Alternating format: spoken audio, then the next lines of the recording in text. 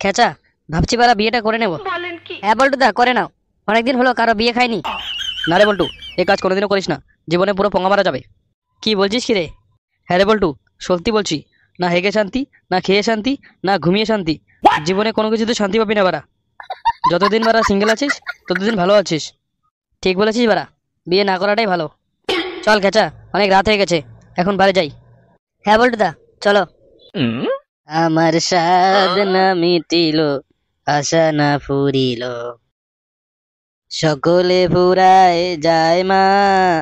এইবারা সামনে জঙ্গলটা নড়ছে কেন? এই শান্তির ছেলে, ওখানে গেলে বারা। যা বারা, ছেলে দুটো এই জঙ্গলে কি করছিল বারা? একজন একজনের পোঙা মারছিল না তো? মনে হচ্ছিল বারা এখানে বসে মদ খাচ্ছিল।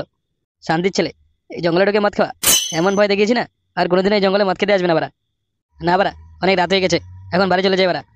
ও আমার স্বাদ না মিটিল। কি করে হলো ওটা? কেউ কি বলতে পারবে? না দারোগা বাবু, আমরা তো কিছুই জানি না।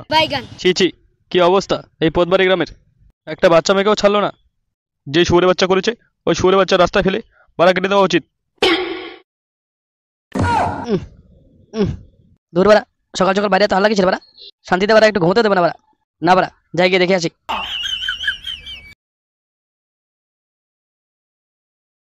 কি হয়েছে বারা এখানে? এত ভিড় কিসের? সকাল সকাল বারা কাঁচা ঘুমে গাড় মেরে দিল। আর বলিস না খেচা, কাল রাতে কারা যেন ওই জঙ্গলে এই বাচ্চা মেয়েটাকে ঘর্ষণ করে মেরে ফেলেছে। কি কি কি কি কি বলছো কি? আরে খেচা, তার মানে? সামনে জঙ্গলটা নড়ছে কেন? এই শান্তি ছেলে, ওখানে গেলে বাড়া। যা বাড়া, ছেলে দুটো জঙ্গলে কি করছিল বাড়া? একজন একজনের বাবা ছিল তো?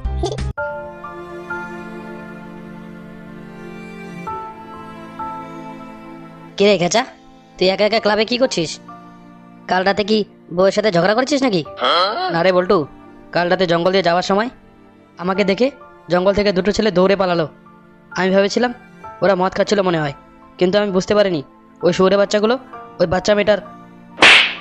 কি বলছিস কি খেচা? হ্যাঁ রে বল্টু।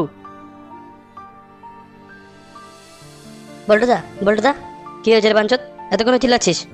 বল্টুদা, আজ সকাল থেকে মদনের বোনকে খুঁজে পাওয়া যাচ্ছে না। কি বলছিস কি বারা? হ্যাঁ বল্টুদা, সত্যি বলছি। দেখ বল্টু, এটা মনে হচ্ছে শুয়োরে বাচ্চাগুলোরই কাজ।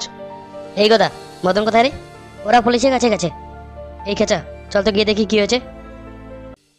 বলছিলাম যে তোমার মেয়েকে কখন থেকে খুঁজে পাওয়া যাচ্ছে না। দারোগা বাবু, সকাল থেকে খুঁজে পাওয়া যাচ্ছে না। বাইরে খেলছিল, তারপর থেকে আর খুঁজে পাওয়া যাচ্ছে না। তোমার মেয়ের বয়স কত হবে? এই তো 9 বছর হবে দারোগা বাবু। তোমার মেয়ে আবার কোনো ছেলে বন্ধুর সাথে যায়নি তো? কি বলছেন কি বাবু, আমার মেয়ে এখনো বাচ্চা। শান্তির ছেলে, বলছে তো বারা 9 বছর বয়স। এই 9 বছর বয়সে খেচা, চুপ কর। এই ছেলে, চুপ কর, আমাকে আমার কাজটা করতে দে। তোমরা আশেপাশে সব জায়গায় খবর নিয়ে দেখেছো? হ্যাঁ বাবু, আমরা সব জায়গায় খবর নিয়ে দেখেছি। বাবু, আমার মেয়ে কারোর সাথে কথা বলতো না, সারাদিন বাড়িতে থাকতো।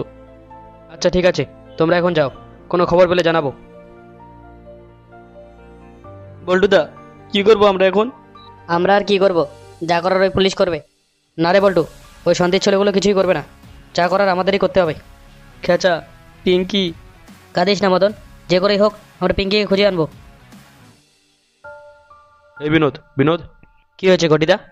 আমি একটু আগে কারখানার পাশ দিয়ে যাচ্ছিলাম, হঠাৎ একটা বাচ্চা মেয়ের আওয়াজ শুনতে পাই। তারপর ওকে দিয়ে দেখি ওরা তোর মেয়েকে আটকে রেখেছে। কি বলছো কি ঘটিদা? হ্যাঁ রে বিনোদ, আমি সত্যি বলছি। এই বল্টু, আমাদের তাড়াতাড়ি যেতে হবে। এক আচ্ছা, তাড়াতাড়ি চল, ওই শান্তির ছেলেগুলোর আজকে সেরা পাবো পারা।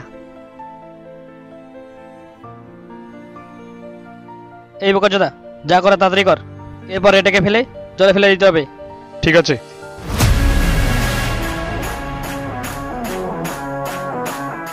শান্তির ছেলে, অনেক হয়েছে বোকাচোদা তোদের। আজ তোদের এমন অবস্থা করবো, এ জীবনে আর কোনোদিন এরকম পাপ করতে পারবি না।